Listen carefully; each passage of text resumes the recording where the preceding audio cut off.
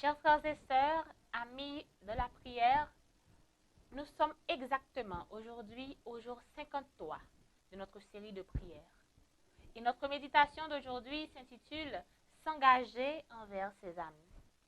Notre texte de méditation se trouve dans le livre des Proverbes, le chapitre 18 et le verset 24. Celui qui a beaucoup de compagnons les a pour son malheur, mais il y a des amis plus attachés que des frères. Nous savons que Jonathan, héritier du trône par sa naissance, savait qu'il en était écarté par décision divine. Il fut pour son rival le plus tendre et le plus fidèle des amis. Il a protégé la vie de David au péril même de la sienne. En même temps, loyal envers son père, près duquel il resta durant les dernières années du règne déclinant, mourant finalement à ses côtés.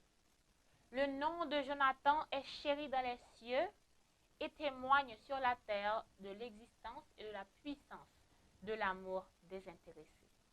L'amitié de Jonathan et de David avait une qualité et une profondeur spirituelle qui ne se voit plus ces jours-ci.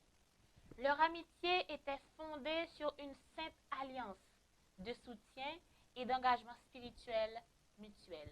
Avez-vous des amis spirituels? Êtes-vous un ami spirituel pour quelqu'un?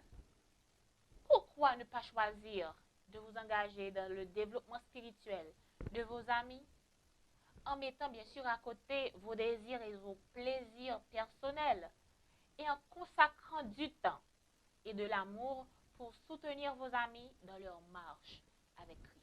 Les réunions d'évangélisation en ligne, It is Written, rapportent des résultats étonnants avec des milliers de personnes qui participent et beaucoup prenant des décisions pour Jésus. Les chercheurs se connectent avec des églises adventistes locales pour faire un suivi. De nombreux anciens membres adventistes se reconnectent avec l'Église grâce à l'augmentation des activités de sensibilisation en ligne.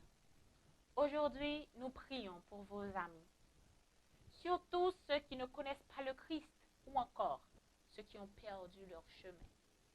Prions pour que Dieu leur donne le courage d'être une influence spirituelle positive et proactive dans leur vie.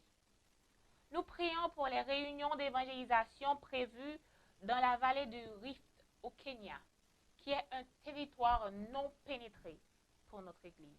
Nous prions aussi pour le centre communautaire de l'Église adventiste du 7e jour, Phoenix Bacon Light, alors que les nouveaux membres se préparent à servir leur communauté. Prions le Seigneur, éternel notre Dieu, notre Père. Merci pour ce message que tu nous as envoyé aujourd'hui.